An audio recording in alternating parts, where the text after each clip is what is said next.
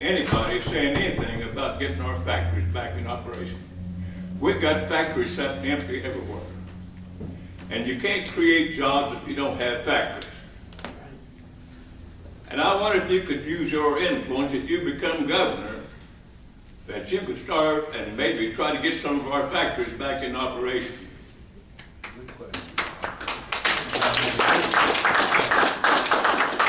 Will you give me an answer? Yes, or is Betty and I both? Well, again, I told you a story about when I was a kid and how we used to have a bad environment. I also remember when I was a kid, we had a thriving steel industry in the upper Ohio Valley and what was going on in Huntington. One of the tragedies is in America, we've lost our manufacturing capabilities to third world countries, cheap labor. I had a good friend of mine works for a company called Black & Decker, and they went to Mexico and built a factory. And he said, well, we'll never go back again. We could get garment factories right here at the Shell plant. Over there's a corn and glass, it could become a garment factory. Right. The state would put some money in, the federal government get a corporation started. Or a shoe They could pay the money back. Right. Now I have another question. I'm going to try to answer the first one. I have another question before I sit down. Okay. The ills of this country started many years ago when we stopped electing our judges. We started appointing judges and we were getting all kinds of rats off of the street. And today they turn these criminals loose. And the sex offenders right back out on the street. You see it in the newspaper, you see it on the news all the time. These people was never elected by the people. They was appointed. These judges all appointed. And that's one of the worst things that ever happened to this republic. Our judges are elected.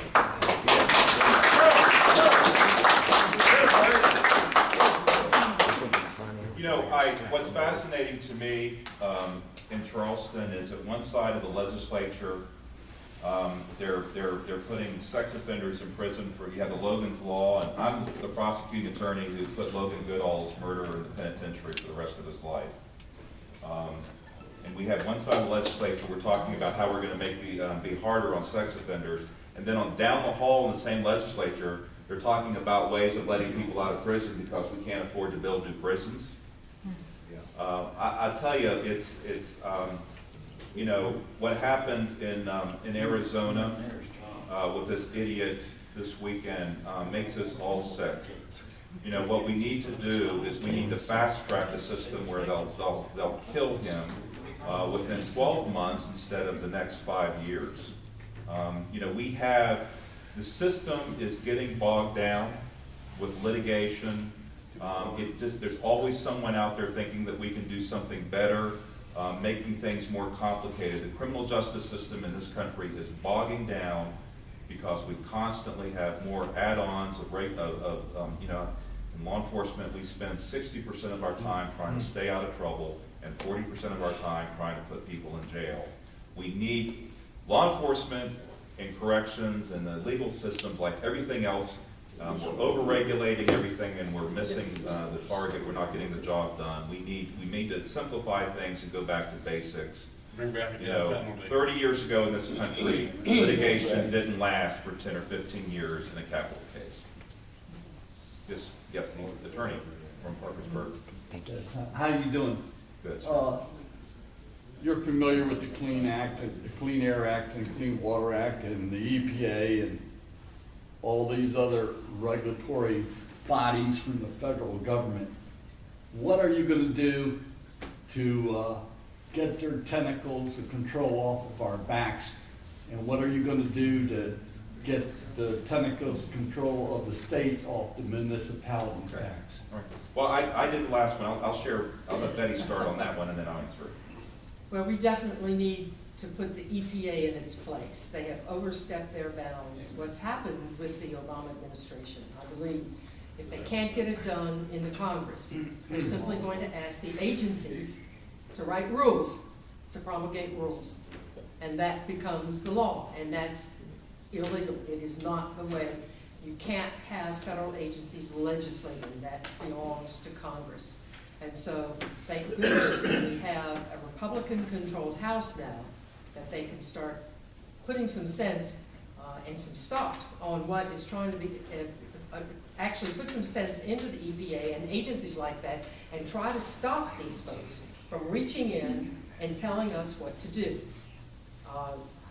So that's what I say about the EPA.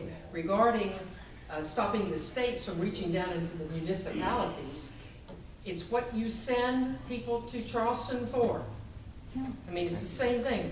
Why you send people to Washington? You send those folks to carry your message, and you make sure that they vote what they said they were going to do when they were on the campaign trail. That's the democracy. That's where we live.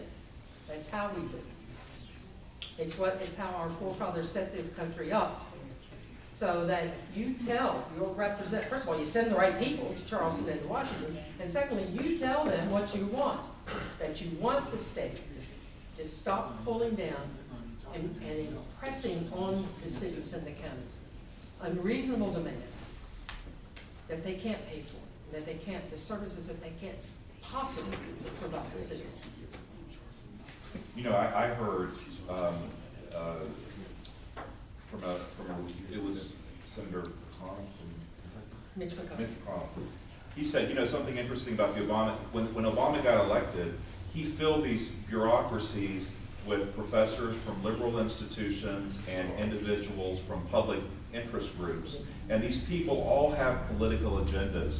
So basically they seize power and they're doing their political agendas, and they're basically ignoring the law. It's a classic abuse of authority. It's a classic abuse of power.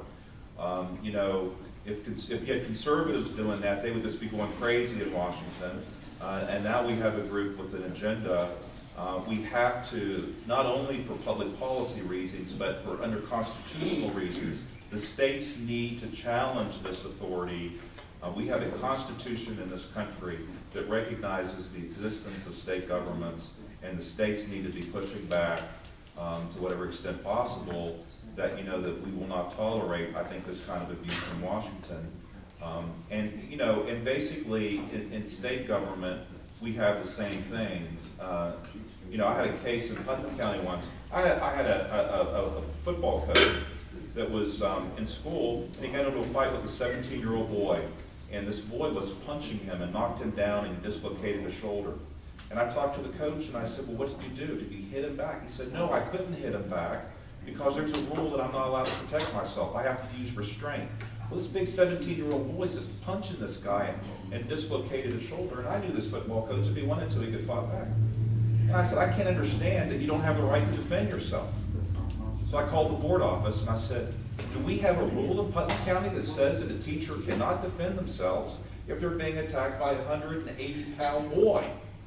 Well, it's the state board office. So they have a rule in Charleston that a teacher in West Virginia does not have the right to defend themselves against a student that's physically attacking them. That's crazy.